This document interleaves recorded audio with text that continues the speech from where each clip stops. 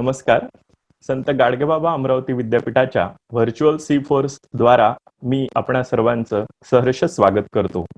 कोविड-19च्या पार्श्वभूमीवर आयोजित या वेब व्याख्यानमालेमध्ये आज आपल्यासोबत ज्येष्ठ लेखक, अभ्यासक व सामाजिक कार्यकर्ते डॉक्टर रवींद्र रुक्मिणी पंढरीनाथ सर उपस्थित आहेत. मी व्हर्च्युअल C4 द्वारा सरांचे सहर्ष स्वागत करतो. मी थोडक्यात आपणा सर्वांना सरांचा परिचय करून देतो. डॉक्टर रवींद्र रुक्मिणी पंढरीनाथ सर हे ज्येष्ठ कादंबरीकार, गांधीवादाचे अभ्यासक आणि स्त्री-पुरुष समानतेच्या चळवळीत कार्य करणारे ज्येष्ठ कार्यकर्ते म्हणून ओळखले जातात.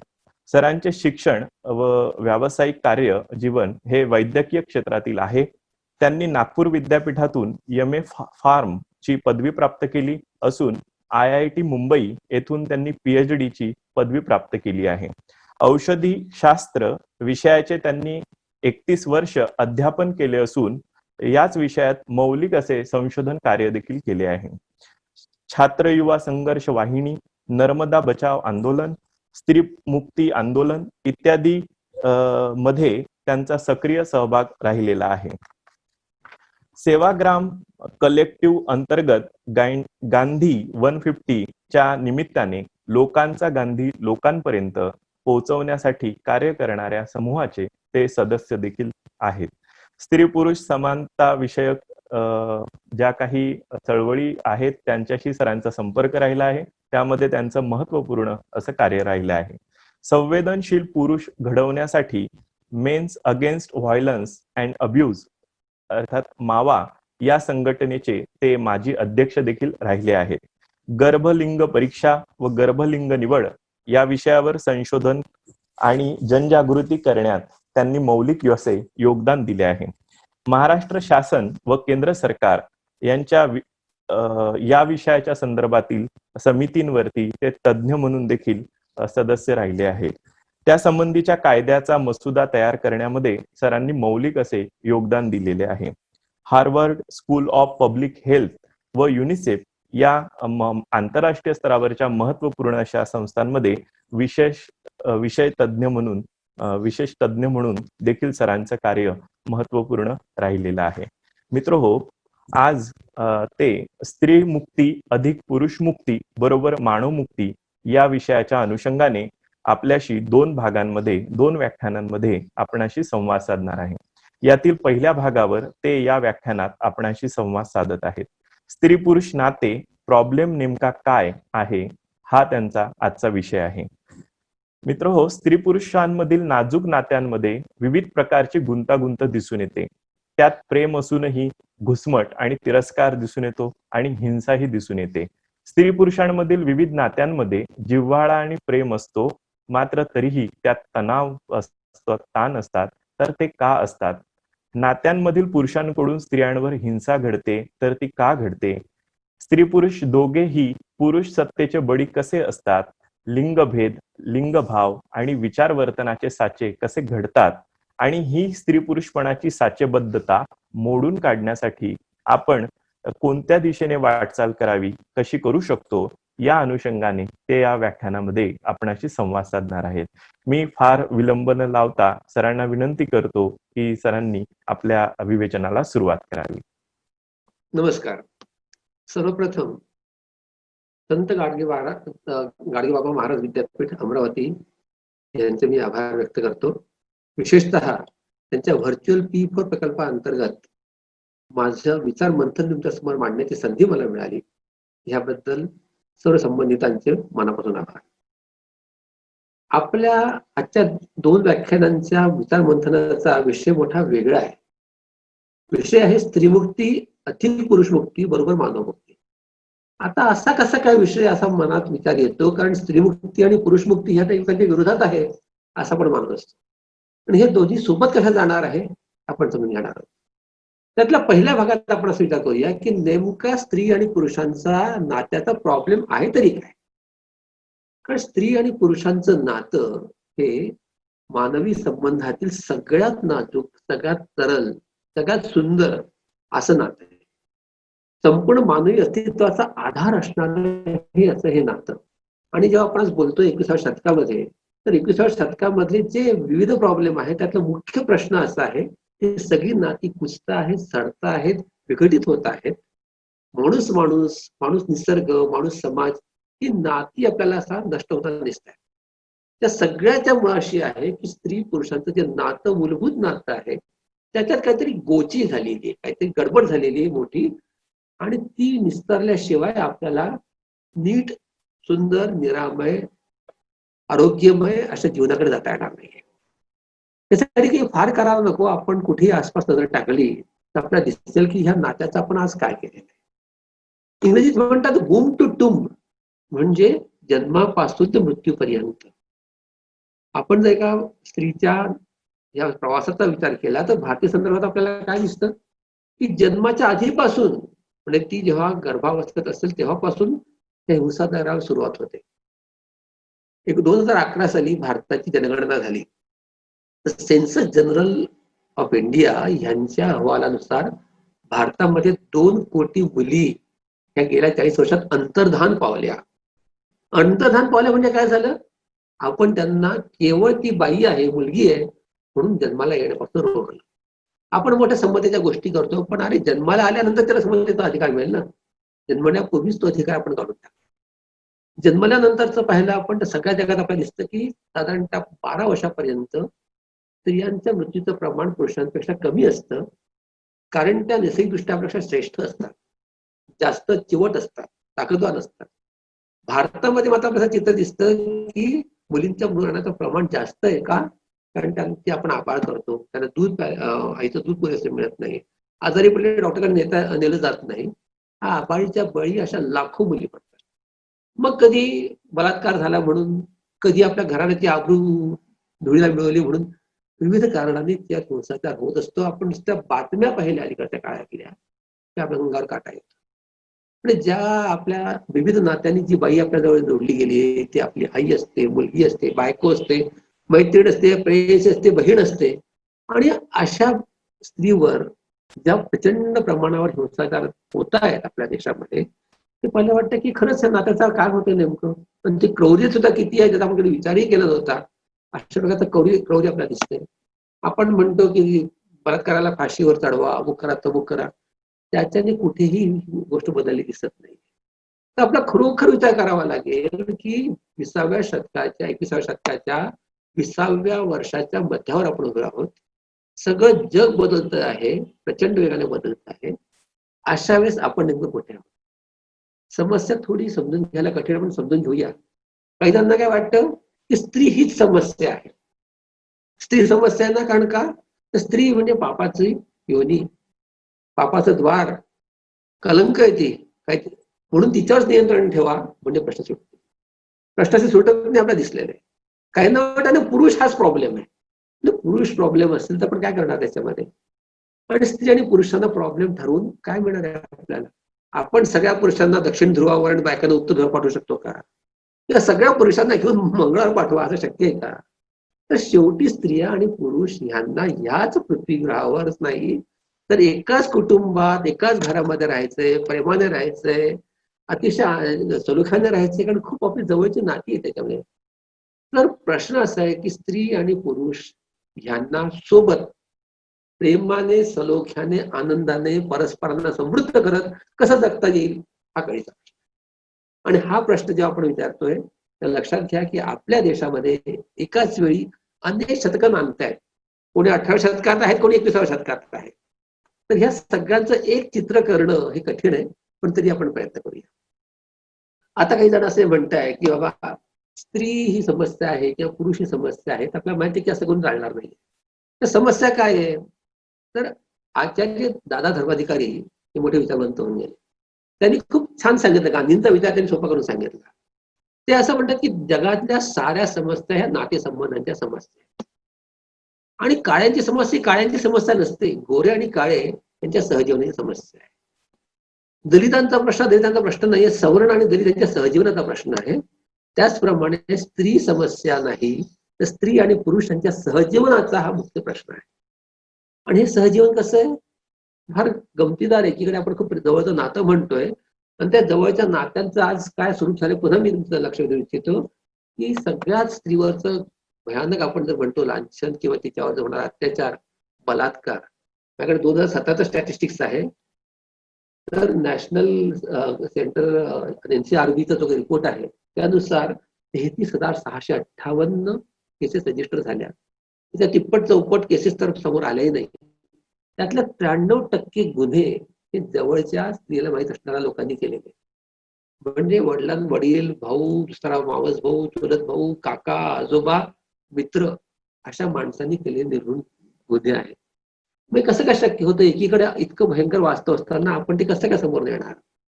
या सगळ्यामध्ये आपल्याला कळेल की स्त्री आणि पुरुष हे दोघं वेगळे आहेत. म्हणजे काय? काही जण म्हणतात की ते मूलतः वेगळे. पुस्तक इंग्रजीमध्ये men are from Mars, women are from Venus. म्हणजे जणू काही हे सगळे दोन वेगळ्या ग्रहावर येत आहेत. ते मूलतःच वेगळे आहेत आणि त्यामुळे ते एकत्र येणं शक्य नाही. पण आपण बघतोय की ह्या पृथ्वी नामक ग्रहावर ते सगळे एकत्र येऊन राहत आहेत. तर त्यासाठी जो प्रश्न आहे त्याचं मूळ कुठलं आहे? तर तो मूळ जर आपण पाहायला गेलं तर स्त्रीमुक्ती आंदोलनाने एक फार चांगला मूळ सांगितलंय की पुरुष हा प्रश्न नाही, तर पुरुष सत्ता हा प्रश्न आहे. पुरुष सत्ता हा जो म्हणजे पॅट्रियार्की इंग्रजीत म्हणतात, ही पॅट्रियार्की ही जी व्यवस्था आहे ती व्यवस्था आपल्या सगळ्यांच्या मनावर प्रभाव टाकते. आपण कसा विचार करतो, आपण काय करतो, आपलं वृत्ती, आपलं वर्तन, आपले विचार या सगळ्यावर पुरुष सत्तेचा प्रभाव असतो. स्त्री आणि पुरुष दोघांवर त्याचा प्रभाव असतो. आणि म्हणून काय होतं, लहानपणापासून आपल्याला हे सांगितलं जातं की सगळ्यांना आपण बघतो की दोन गोष्टी की पुरुष आणि स्त्री यांच्यामधला बायोलॉजिकल फरक, नैसर्गिक फरक आपल्याला माहितच आहे. म्हणजे तो एक नैसर्गिक फरक सोडला की पुरुषाला 9 महिने बाळाला आपल्या पोटात वाढवता येत नाही, जन्म देता येत नाही, त्याला दूध पाजता येत नाही. ही गोष्ट सोडली तर स्त्री आणि पुरुषांमध्ये सारे फरक हे समाज निर्मित आहेत, नैसर्गिक नाहीत. समाजाने निर्माण केले असल्यामुळे परिवर्तनीय आहेत, बदलू शकतात. ते जसे त्यात आपला बदल घडवून आणता येऊ शकतो. तर आपण म्हणतो की पुरुष आणि बाई म्हणजे समाजात आपल्याला लिंगभाव म्हणतो. म्हणजे मुळात आपण पुरुषाची ओळख फक्त कशावरनं करतो, तर त्याची जी काही इमेज आहे, तर इमेज काय आपल्या समाजात पुरुषाची, पुरुषाने कसं असायला हवं, बायांनी कसं असायला हवं, याविषयी साचे ठरवून दिले आहेत त्या पुरुषाने. पुरुषाने कर्तबगार असायला हवं, पुरुषाने पराक्रम गाजवायला हवा. आमचे एक मराठी लेखक मोठे म्हणतात की स्त्रीचे सौंदर्य हाच तिचा पराक्रम आणि पुरुषाचा पराक्रम हेच तिचं सौंदर्य. म्हणजे काय आपलं वाटतं, वा किती छान वाटतं. म्हणजे बाईने फक्त सुंदर दिसायला हवं, म्हणजे पुरुषाने पराक्रम करायला हवं. पराक्रम करा, कर्तबगारी गाजवा, उंबरठ्याच्या बाहेरचं जग तुझं आहे आणि त्या सगळ्या ह्याच्यामध्ये तू हुशार असला पाहिजे, बुद्धिमान असला पाहिजे, तू चलाख असला पाहिजे, तू जगाला तोंड दिलं पाहिजे, तू पैसा कमवला पाहिजे, तू यशस्वी झालं पाहिजे, तिकडे सगळे नाव कमवलं पाहिजे, तू रडता कामा नये, तू रडायला नकोस, तू शूर आहेस, वीर आहेस आणि असं समोर तुझा आणि कर्तबगारी दाखव. आणि बाईला काय सांगितलं जातं की बाई तुझी जागा ही उंबरठ्याच्या आत आहे, तुझा रोल दुय्यम आहे. तू उंबरठ्याच्या आतलं साम्राज्य तुझं, मुलांचा सांभाळ तू करायचा, घरात काय हवं नको ते तू पाहायचं, बाहेरची दुनिया तुझी नाही. असे दोन. आणि मग तू कधी आवाज उचलायचा, बाईने जास्त हसायचं नाही. बाई रडलेली चालते, त्याने भरपूर रडावं, पण बाईने हसायचं नाही, बाईने चार चौघांमध्ये मिसळायचं नाही, बाईने आपला आवाज मोठा करून दाखवायचा नाही, त्याने आपण फार शहाणे आहोत असं करायचं नाही. असे हे जे साचे ठरून येत गेलेले आहेत, गंमत अशी झाली आहे की 21व्या शतकामध्ये साचे बरेचसे बुडून गेले. म्हणजे काय झालं की गेल्या 150 वर्ष पासून आपण बघतोय आपल्या देशामध्ये महात्मा फुलेंपासून डॉक्टर बाबासाहेब आंबेडकर असतील, गांधीजी असतील, अनेक लोकांनी त्याला प्रेरणा दिली. स्त्रियांनी पूर्णपणे त्याच्यामध्ये सहभाग घेतला. स्त्रीमुक्तीची लाट आली सगळ्या जगभर. आणि आता अशी गंमत झाली आहे की जगात आणि भारतात अशी कुठलीच गोष्ट नाही जी पुरुष करू शकतात आणि बाई करू शकतात.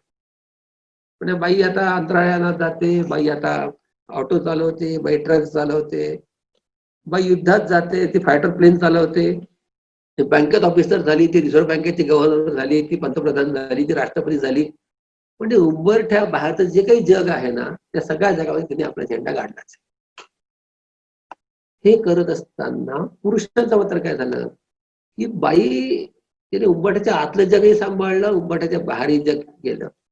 त्यामुळे तिच्याकडे आज ड्युएल बर्डन झालं, म्हणजे ती जास्त त्या भाराखाली वाकली, सुपर वुमन व्हायला गेली, की मी माझ्यापर्यंत अभ्यासही घेते, मी बँकेचे व्यवहारही सांभाळते, नोकरी करते, पैसे कमवते, आणि मी स्मार्ट गृहिणी सुद्धा आहे, आणि नवरा हवी मी छानही दिसू शकते, पाठी पाहू शकते, असं सगळं ती करा.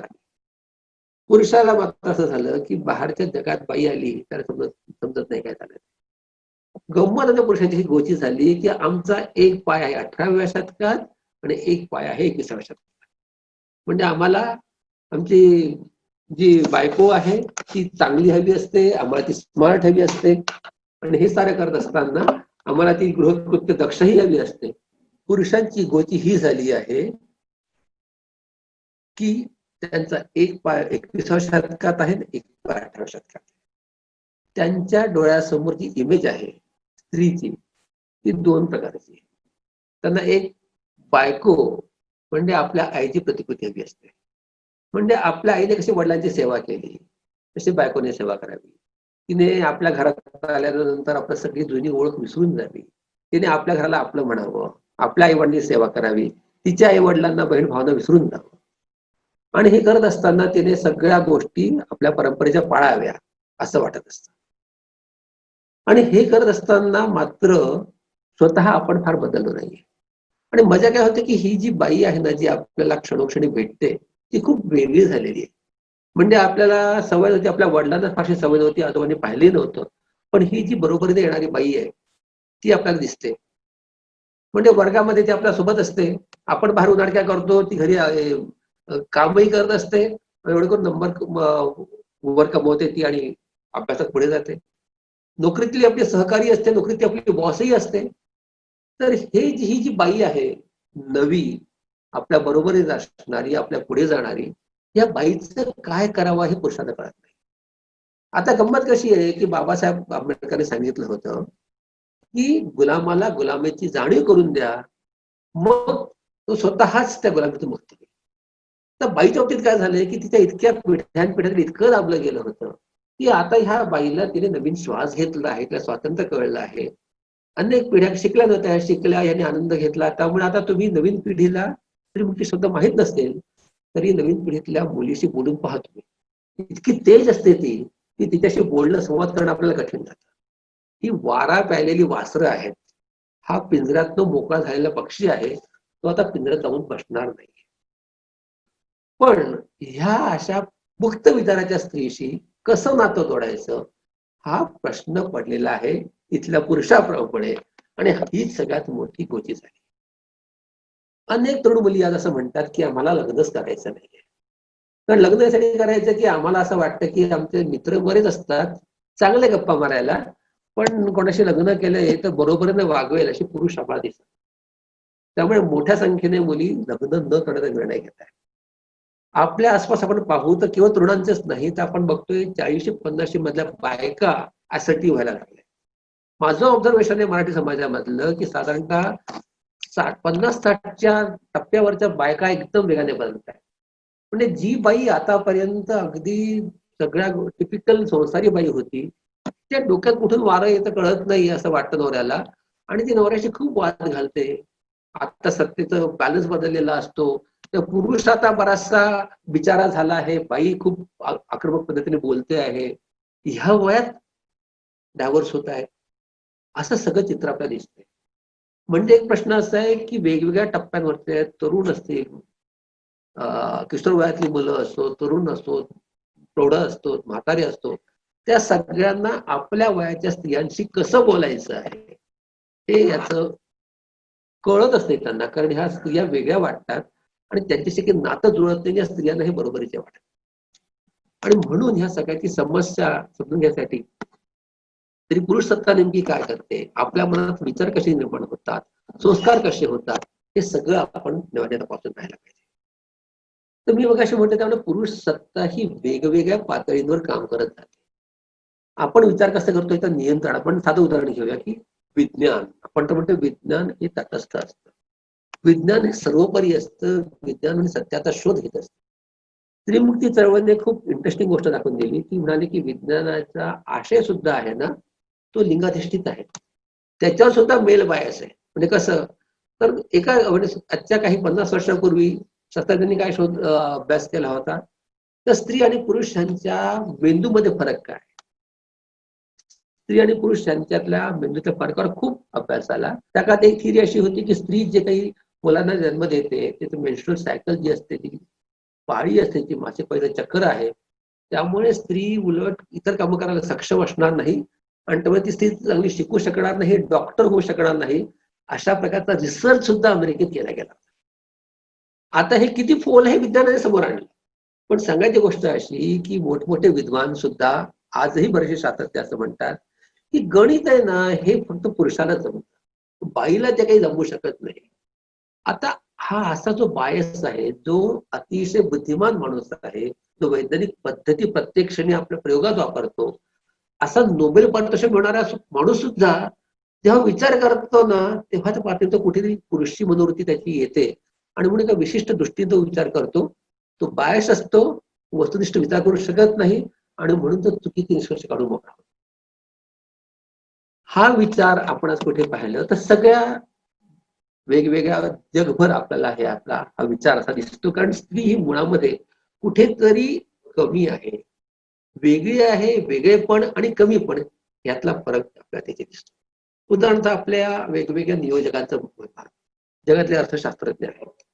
आता अमर्त्य सेनवरने ही मांडणी समोर आणली, कारण त्या अनेक स्त्रीवादी लेखकांनी सांगितलंय की आपण जर कुठले अहवाल वाचला काय सांगितलं जातं की ह्या देशात जे काम करणारे लोक आहेत त्याच्यामध्ये 70 ते 75% पुरुष आहेत, 25% फक्त बायका. कुणी आपण गावात या कोणा गेलं विचारलं एखाद्या माणसाला तुम्ही काय करता, तर मी बाबा डॉक्टर आहे, मी वकील आहे, मी शिक्षक आहे, मी मजूर आहे. तिची बायको काय करते, तिथं काहीच करत नाही. बाईला विचारलं काय करते, तर ती म्हणते मी काही करत नाही. आता ती बाई जे दिवसातले 14 ते 16 तास काम करत असते, म्हणजे गावातली बाई लांबून फार लांबून पाणी आणते, सरपण आणते, मुलांना खायला घालते, त्या स्वयंपाक करते, नवऱ्याची सेवा करते, पोरांना लहानाचं मोठं करते. हे सगळं जे काही आहे ते कामाच्या व्याख्येत येत नाही. It is unpaid work. आणि मजा आपली अशी की ज्या क्षणी त्याला किंमत येते, पैसा येतो, तेव्हा ते काम पुरुष करतात. म्हणजे जर बाई घरी शिवण टिपण करत असेल तर त्याला किंमत नाही. जेव्हा तो टेलर असेल, तो डिझायनर असेल, त्यात पैसा असेल, तर तो बहुतेक पुरुष असतो. शेफ हा मध्ये पुरुष दिसतो आपल्याला, पण तो शेफ सुद्धा आपल्या घरी स्वयंपाक करता आपल्याला दिसत नाही. तर त्याला जे मूल्य नसतं तेव्हा ते काम बाईकडे द्यायचं आणि त्याला जे महत्व असतं तेव्हा ते काम पुरुषांचं. हा भेदही जो समाजात आलाय त्याचं कारण आहे आपली पुरुषी सत्ता, पुरुष सत्ता जी आपल्या अशा प्रकारचा विचार करायला लागते. आणि ह्या विचारामुळेच आपल्या मनामध्ये आणि आपल्या समाजामध्ये हे असे दोन वेगवेगळे भाग आहेत. त्याचा आणखी एक महत्वाचा परिणाम आपल्याला असा होतो की आपले निकष जे आहेत, नैतिकतेच्या ज्या व्याख्या आहेत, त्या व्याख्याही दुटप्पी असतात. आपण काय समजतो, आपण काय म्हणतो मुलीला की बाई 8च्या आत घरी यायला पाहिजे, उशिरापर्यंत बाहेर राहू नको. का बरं बाहेर राहू नको, बाहेरची दुनिया फार वाईट आहे. पुरुष जे बाहेर पोरं फिरत असतात ना, त्यांचा काही भरोसा नाही, त्यामुळे तू घरात लवकर ये.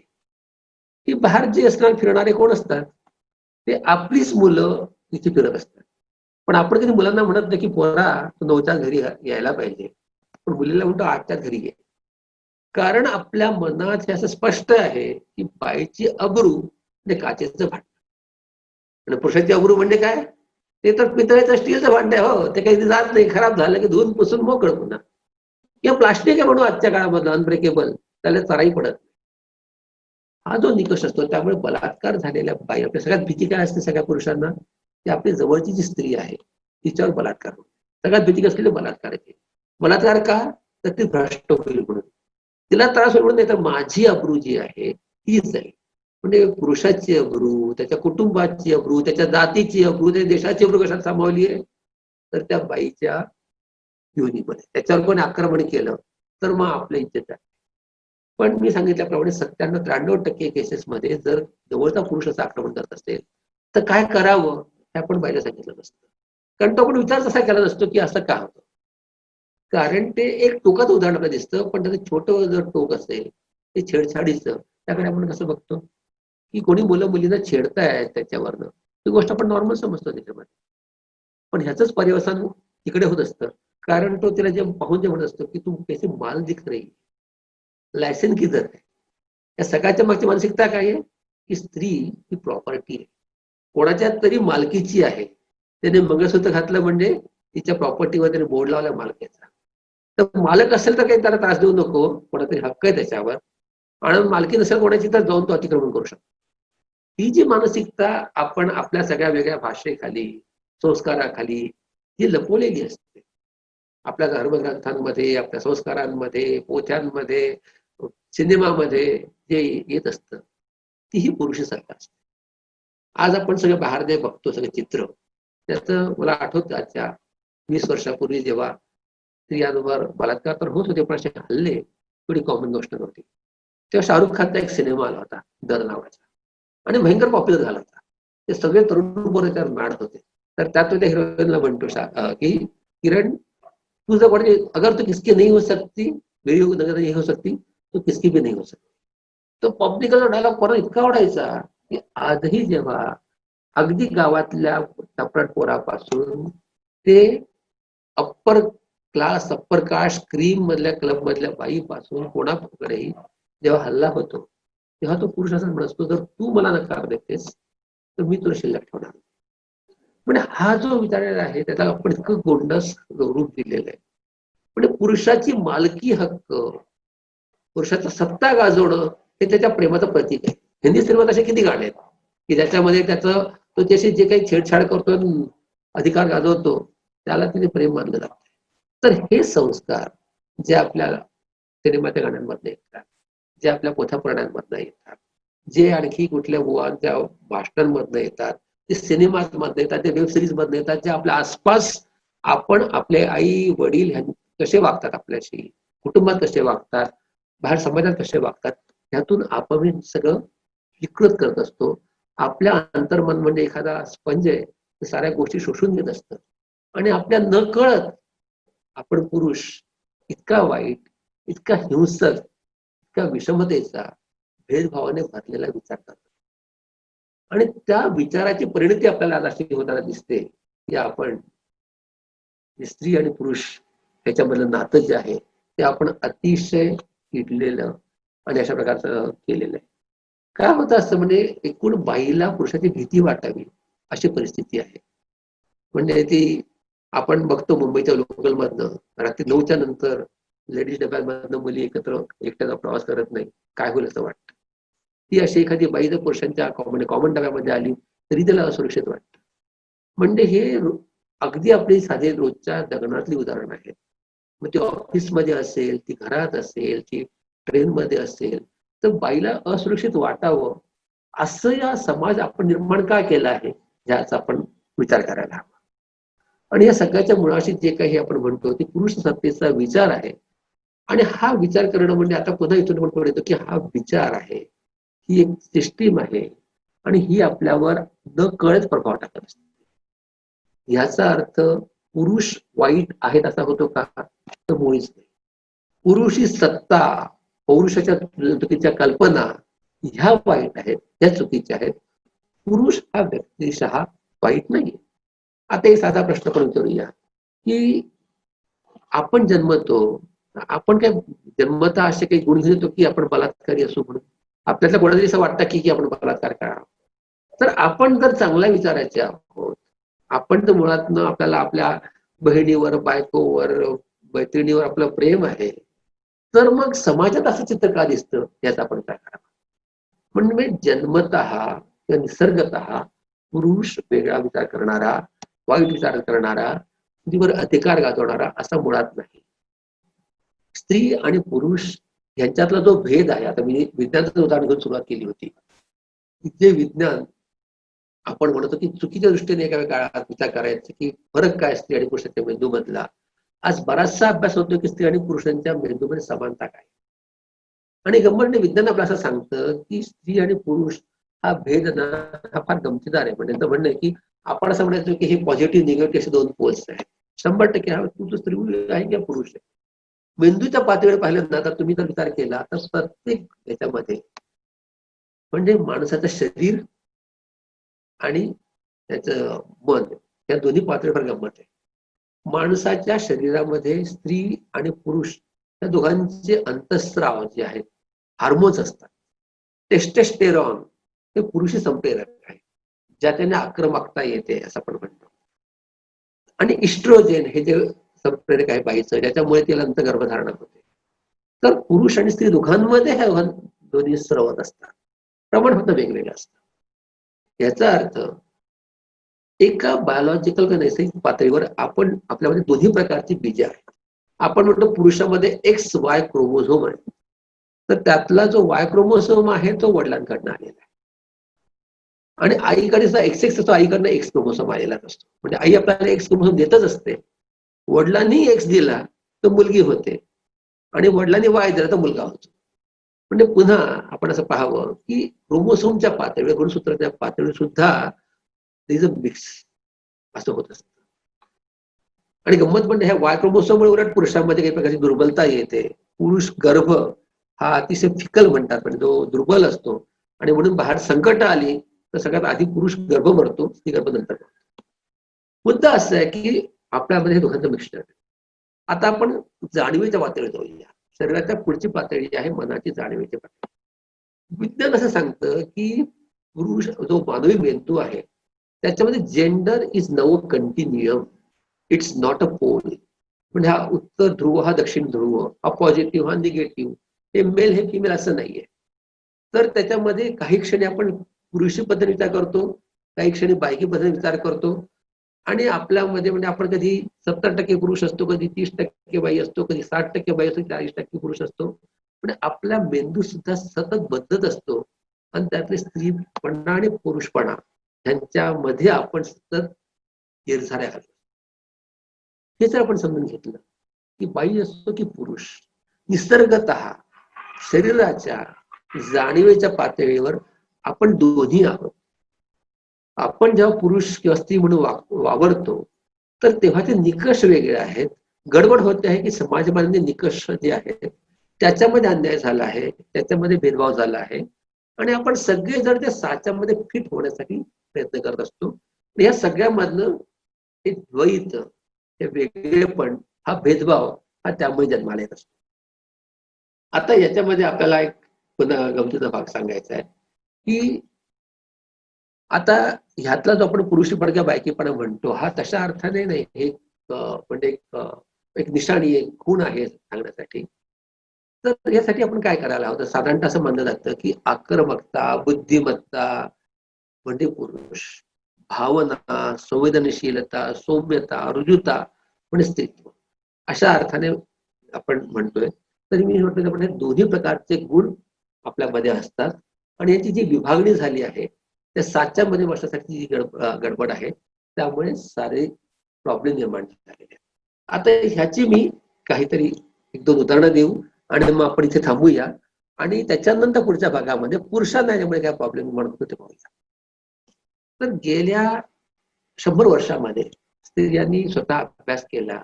75 साली एक जगभर त्याची चळवळ आली, त्याला आपण स्त्रीमुक्ती चळवळ म्हणतो. त्यांनी एक वेगळा अभ्यास समोर मांडला, पण त्या सगळ्यामधनं काही गोष्टी आल्यात, आणि त्यावरनं आता असं लक्षात आलंय की स्त्रीला या स्त्रीपणाच्या साच्यामधनं मुक्ती हवी. तिला कर्तबगारी गाजवायची आहे, तिला इतरही काम करायचं आहे, आणि त्यांनी ते सिद्ध केलंय की बाई म्हणून कुठलं काम मी करू शकत नाही, हे आता खोटं ठरलंय. त्यामुळे मी म्हटल्याप्रमाणे आता बाई ही त्या पिंजऱ्यातनं बाहेर आलेली आहे, आणि ती तुमचे निकष मांडणार आहे. प्रश्न आता पुरुषांचा आहे. मगाशी मी म्हटल्याप्रमाणे पुरुष हा उंबरठ्याच्या आत गेला नाही. जगभर स्त्रीमुक्ती चळवळ झाली.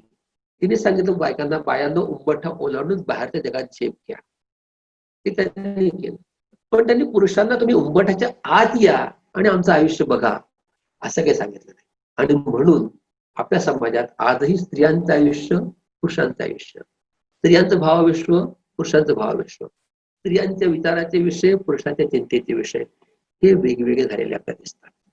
आपल्याला एकमेकांची भाषा अवगत नाही, एकमेक आपण कसे विचार करतो हे आपल्याला लक्षात येत नाही, आणि म्हणून एकाच घरात, एकाच कुटुंबात, एकाच ऑफिसमध्ये, एकाच समाजात वावरून सुद्धा स्त्रिया आणि पुरुष हे परस्परांशी परग्रहावर आलेल्या व्यक्तींप्रमाणे, अनोळखी असल्याप्रमाणे वागत असतात. आणि या अनोळखीपणामुळे आजच्या नात्यामधला हा पेच मोठा निर्माण झालेला आहे. आता ह्या सगळ्यामध्ये आपण पुरुषांचा काय प्रश्न आहे ते पुढे येणार आहोत, पण त्याच्या आधी आपण समजून घेऊया की आता ज्याला आपण स्त्रीमुक्ती म्हणतो, त्या स्त्रीमुक्तीचा अर्थ की स्त्रियांनी स्वयंविचार करावा, हवं तसं वागावं असा होत नाही. आपल्याकडे अनेकांना असं वाटतं, तसा त्याचा अर्थ मुळात कधीच नव्हता. स्त्री आणि पुरुष हे वेगळे आहेत पण समान आहेत. या समतेच्या आधारावर स्त्रिया ही मागणी करत आहेत की घरात, कुटुंबात, बाहेर जगण्यामध्ये आम्हाला बरोबरीचे स्थान द्या. राजकारणात, अर्थकारणात, समाजात, कुटुंबात निर्णय घेण्यामध्ये आम्हाला घेऊ द्या. आज 99% संपत्ती ही पुरुषाच्या नावाने असते, 1% संपत्ती स्त्रीच्या नावाने. स्त्री पुरुषापेक्षा जास्त श्रम करते, पण तिचं प्रॉपर्टी नसतं, शेतावर, घरावर तिचं नाव नसतं, तो सहभाग तिला मिळावा. तिच्या श्रमितीची अपेक्षा असते आणि ही अपेक्षा करणाऱ्या बाईला आपण तू स्त्रीमुक्तीवादी आहेस का, अशी एक शिवी दिल्यासारखं आपण म्हणत असतो. तर आपण हे समजून घेऊया की स्त्रीमुक्ती ही शिवी नाहीये. स्त्रीमुक्ती म्हणजे पुरुषांविरुद्ध केलेलं बंड नाहीये. स्त्रीमुक्ती म्हणजे पुरुष सत्तेविरुद्ध केलेलं बंड आहे. स्त्रीमुक्ती म्हणजे समतेचा आग्रह आहे. पण तो समतेचा आग्रह म्हणजे दोघांनी बरोबरीने वागून चांगलं जीवन जगावं यासाठीचा तो आग्रह आहे. त्यामुळे त्याची आपल्याला भीती वाटण्याचं कारण नाही. त्याच्यामुळे आपण मनात किंतु आणता कामा नये की आपली बायको किंवा आपली बहीण किंवा मुलगी त्या वाटे जाते म्हणजे बिघडली आहे, असंही आपण समजायचं कारण नाही. आता ह्याच्यामधला जो भाग आहे की ह्या सगळ्यामध्ये पुरुषांनी नेमकं करायचं काय आणि आम्ही कशासाठी समता मान्य करायचं. मुख्य प्रश्न असा आहे की आम्हाला आता काय मिळणार आहे. बाईला ठीक आहे, बाई कुठे खाली होती आज ती बरोबर नाहीये. तिला आणखी सत्ता मिळेल, तिला आणखी सामर्थ्य मिळेल, ती आणखी तिचा भाव वाढेल. पुरुषाचं काय हो, म्हणजे आज पुरुष म्हणतात की आमची खरी गोष्टी झाली. आज आम्हाला घरातही किंमत नाही, बाहेरही किंमत नाही. कुटुंबातही कोणी विचारत नाही, बाहेरही कोणी विचारत नाही. आणि काही गडबड झाली तर पुरुषांना दोषी धरलं जातं, बाईच्या मध्ये सगळे कायदे असतात. हे सगळं झाल्यामुळे पुरुष अस्वस्थ झाले. आपण ह्या नात्यांची नीट व्यवस्था न लावल्यामुळे काय झालंय, एकीकडे कडक कायदे येतात. तुम्हाला माहित आहे की आता लैंगिक हिंसाचाराचा जो कायदा झालेला आहे, त्या सेक्ज्युअल त्यांचं मिसकंडक्ट वर्क प्लेस पण नाही, म्हणजे तुम्ही कामाच्या ठिकाणी बाईशी कसं वागाल, याच्यात कायदे एवढे कडक झाले की तुम्ही एखाद्या बाईला काही कॉम्प्लिमेंट दिली तर ती उद्या तुमच्यावर आरोप करेल का, अशा भीती लोकांना वाटायला लागलेली. तर झालं असं की नॉर्मल संवाद आपला संपला आहे, समता प्रस्थापित होत नाहीये. तर बायका कायद्याचा आग्रह धरतायत. तोच आपल्याला भाग दिसतोय की कौटुंबिक हिंसाचाराच्या कायद्याचा वर चर्चा होते. लोक म्हणतात की बायका गैरवापर करतायत, पुरुषांना त्याचा त्रास होतोय. तर हे सगळे आपल्याला एका शतकात दिसत आहेत. ही सगळी लक्षणं आहेत. त्या लक्षणाचा मूळ रोग जो आहे तो स्त्री पुरुष भेदाचा रोग आहे. त्याच्या मुळाशी पुरुष सत्ता, पॅट्रियार्की ही व्यवस्था आहे. ही व्यवस्था जाती व्यवस्थेशी हातमिळवणी करते, ही व्यवस्था भानुशाची मिळवणी करते आणि त्या सगळ्यामधनं शोषणाची प्रक्रिया पुढे चालत राहते. आणि असं घडायचं नसेल आपल्याला तर कुठेतरी आपण त्या शोषणाला नकार द्यायला पाहिजे. स्त्री पुरुष विषमतेला नकार द्यायला पाहिजे, पुरुष सत्तेला नकार द्यायला पाहिजे. आणि पुरुष सत्तेला नकार दिला, आपण पुरुषीपणापासून दूर गेलो तर ह्या सगळ्यामध्ये पुरुष म्हणून आपला फायदाच होणार आहे, लाभ होणार आहे, तोटा कुठलाच होणार नाहीये. आणि हे आपल्याला आज जरी कठीण असलं तरी आपण पुढच्या भागामध्ये आपण चांगलं समजून घेऊ की जशी स्त्रियांनी स्वतःची एक वाटचाल सुरू केली की आम्ही गुलाम होणार नाही, आम्ही माणूस आहोत, पण त्या वाटचाली त्यांनी स्त्रीमुक्ती नाव दिलं. तसंच पुरुषांची सुद्धा कुठल्या तरी साच्यातून मुक्तता व्हायची गरज आहे. त्यांनीही मोकाश्वास घ्यायची गरज आहे. त्यांचीही पुरुष मुक्तीची वाट त्यांनी चालायची गरज आहे. आणि स्त्रीमुक्ती आणि पुरुष मुक्ती ह्या वेगवेगळ्या वाटा आहेत, पण त्या समांतर जाणाऱ्या वाटा आहेत. आणि त्या एकाच दिशेने स्त्री पुरुष समतेच्या ध्येयाकडे जाणाऱ्या त्या दोन समांतर वाटा आहेत. त्या समांतर वाटावरच आपल्याला चालायचं आहे. आणि असं वाटा ह्या चालण्याने झाला तर पुरुषाचा फायदाच होणार आहे. हे कसं, हे त्याच्या शेवटी मी फक्त एक फार मोठे चांगले पण अतिशय प्रसिद्धीपासून दूर राहिलेले अशा एक विचारवंत आहेत, अविनाश जोशी नावाचे पुण्यातले अर्थशास्त्राचे प्राध्यापक. त्यांनी स्त्री पुरुष नात्याचे फार मूलभूत चिंतन केले. त्यांचं एक विचार मी समोर मांडतो आणि तिथे आपण थांबून तोच धागा घेऊन पुढे आपण बोलूया. ते म्हणतात की मुक्ती स्त्रीत्वापासून नव्हे तर मुक्ती स्त्रीत्वात आहे. म्हणजे बायकांनी सुद्धा आम्हाला स्त्री बायकी म्हणू नका, आम्हाला स्त्रीत्व नको येते असं म्हणून त्यापासून दूर जाण्याचा प्रयत्न करतायत. तर तसं त्यांनी करायची गरज नाहीये. उलट स्त्रिया आणि पुरुष दोघांनी आपल्यातलं जे स्त्रीत्व आहे, जो कोमलता आहे, जे हळुवारपणा आहे, जी संवेदनशीलता आहे, ती जपण्याची गरज आहे. कारण ह्यातनं स्त्री आणि पुरुष दोघांची मुक्ती होऊ शकते, असं ते म्हणतात. त्याचा आपण आणखी विचार नंतर करणार, फक्त असं सांगतोय की आपण ज्या टप्प्यावर थांबतो आहोत 21व्या शतकामध्ये, तिथे सर्वत्र हिंसाचार आहे, युद्धाचं वातावरण आहे, कुठे काय भडका उडेल सांगता येत नाही. धार्मिक मूलतत्ववादी आज धमक्या देत आहेत, आम्ही अमुक करू, आम्ही तमुक करू. कोणी उत्तर कोरियामधला माणूस म्हणतो की मी अणुबॉम्बचा स्फोट करेल. आणि अमेरिकेपासून ते सिरिया पासून ते भारतापर्यंत सगळीकडे असुरक्षिततेचं वातावरण निर्माण झालंय. जो धर्म लोकांना जोडत होता, तो धर्म आज लोकांना तोडायच्या मागे आलेला आहे. पर्यावरणाचा ऱ्हास एवढा प्रचंड होतोय की शास्त्रज्ञ म्हणतायत की आणखी 25 वर्षानंतर सुद्धा माणूस जगेल की नाही सांगता येत नाही. पूर्वी माणसांना 50 वर्ष वेळ दिला होता, आता असं वाटतंय की नाही, 2050 नंतर उलट पृथ्वी राहील, पण मानव प्राणी राहील की नाही सांगता येत नाहीये.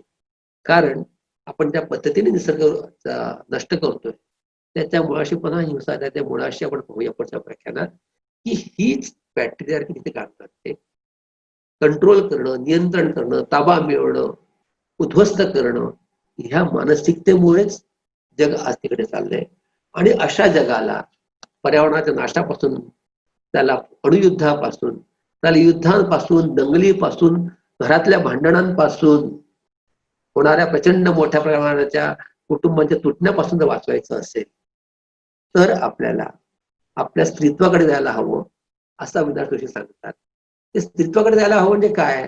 पुरुषाने काय बायला व्हायचं का? पुरुषाने मग करायचं तरी काय?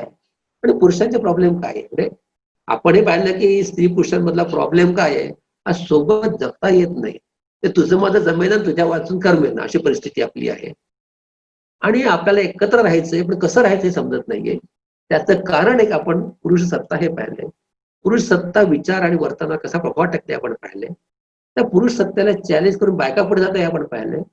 पुरुषांना हे कसं करता येऊ शकेल, त्यातून त्यांचा काय लाभ होईल, आणि त्यातनं स्त्री आणि पुरुष यांचं निरामय नातं कसं सुदृढ होऊ शकेल, ह्याचा विचार आपण पुढच्या भागात करूया. नमस्कार. डॉक्टर रवींद्र रुक्मिणी पंढरीनाथ सरांनी आपल्याशी या व्याख्यानात संवाद साधला. मी सरांचे व्हर्च्युअल C4 द्वारा मनपूर्वक आभार मानतो. त्यांचा या विवेचनाचा पुढचा भाग एका वेगळ्या दुसऱ्या व्याख्यानामध्ये असणार आहे. तर तोपर्यंत आपण थांबूया. धन्यवाद.